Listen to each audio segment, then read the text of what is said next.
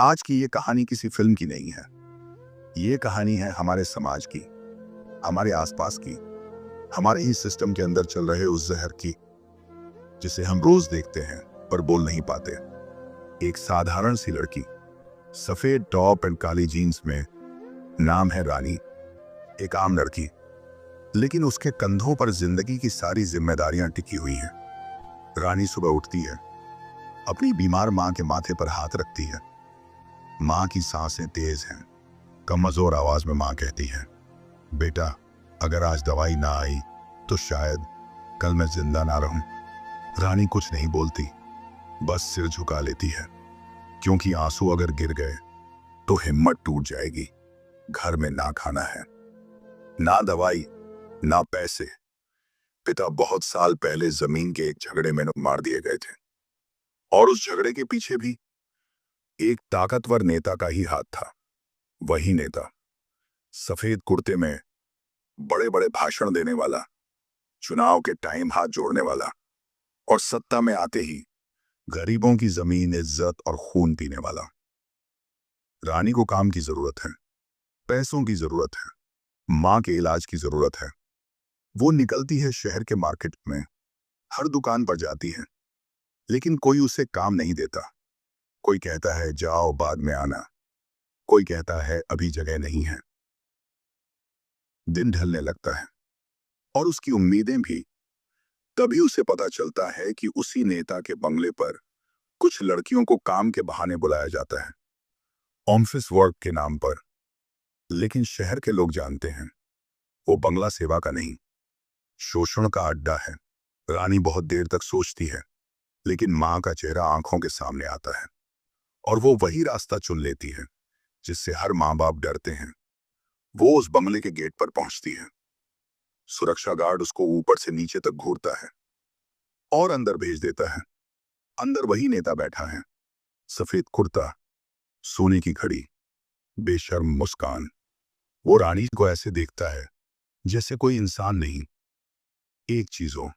वो बोलता है, काम चाहिए, पैसे चाहिए, तो उसके बदले कुछ तो देना पड़ेगा। रानी काम जाती है, पर अंदर कहीं हिम्मत बाकी है। वो कहती है, मुझे सिर्फ काम चाहिए, गलत काम नहीं। नेता हंसता है और कहता है, यहां सही गलत नहीं चलता, यहां सिर्फ मेरा कानून चलता है।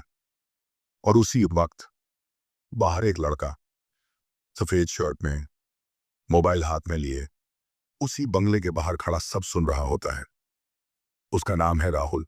वो पत्रकार नहीं, वो पुलिस नहीं, वो नेता नहीं, वो बस एक आम इंसान है जिसमें गलत के खिलाफ आवाज उठाने की हिम्मत है। उसे अंदर हो रही बातचीत की आवाजें सुनाई देती हैं, और वो सब कुछ अपने फोन में रिकॉर्ड करने लगता है। अंदर नेता की आवाज गूंजती है, तेरे जैसे हजारों आते हैं रोज, और सब झुकते हैं, तू भी झुकेगी। रानी की आवाज कांपते हुए आती है, मैं झुकूंगी नहीं, मैं अपनी माँ के लिए लड़ी हूं, आप जैसे लोगों के लिए नहीं। ये सुनकर नेता गुस्से में आ जाता है और आगे बढ़ता है, लेकिन उसी पल दरवाजा जोर से खुलता है और पूरा शहर, पूरी भीड़, कुछ समाजसेवी और मीडिया के कैमरे अंदर घुस जाते हैं। राहुल वो वीडियो सबको दिखा देता है, नेता का असली चेहरा, उसकी गंदी बातें, उसके धमकी भरे शब्द, सब अब दुनिया के सामने होते हैं। जो नेता लोगों को सुरक्षा का वादा करता था, आज वही खुद बचने के लिए गिड़गिड़ा रहा होता है। रानी की आंखों में आंसू हैं, लेकिन ये डर के नहीं, ये इंसाफ के आंसू हैं। माँ के लिए, सच के लिए, और हर उस लड़की के लिए जो रोज ऐसे हैवानों का शिकार बनती है। नेता को पुलिस गिरफ्तार करती है। उसका कुर्ता अब सफेद नहीं रहा, दागदार हो चुका है, और आज रानी सिर्फ एक लड़की नहीं, एक मिसाल बन चुकी है, जो चुप नहीं रही, जो टूटी नहीं, जो झुकी नहीं। वो आवाज बन चुकी है उन हजारों लड़कियों की जो बोलना चाहती हैं पर डरती हैं। और अब सभी बड़ा सवाल आपसे है, क्या ऐसे नेता आपकी नजर में देश चलाने लायक हैं? अगर नहीं, तो कमेंट में जरूर लिखो, ऐसे लोगों को सजा मिलनी चाहिए। और अगर आप सच के साथ हैं, तो इस वीडियो को लाइक करें, चैनल को सब्सक्राइब करें, ताकि हर गलत के खिलाफ ये आवाज और तेज होती रहे।